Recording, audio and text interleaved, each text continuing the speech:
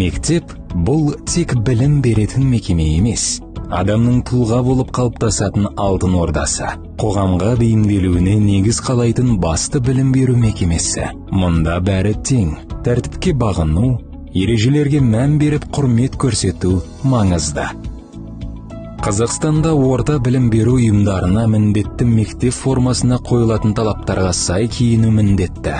Бұл заң талабы, және бұл талап көзқарасы мен діни сеніміне қарамастан барлық оқушыға ортақ. Ортақ ережелерді сақтау оқушыларды жауапкершілікке, тәртіпке және өзара сыйластыққа үйретудің бір жолы.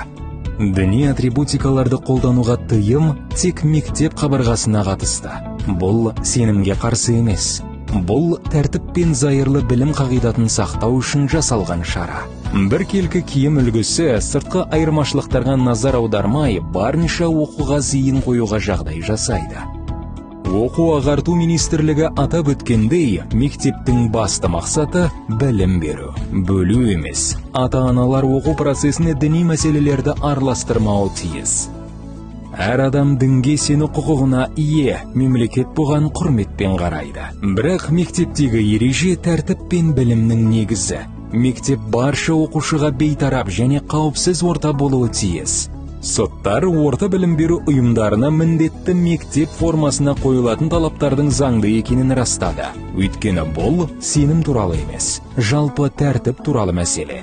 Мектеп бұл білімнің ошағы, бірліктің отаны, құрметтің мекені. Бұл мектептен кейінгі өмірде де қажет болатын маңызды дағдылардың негізі.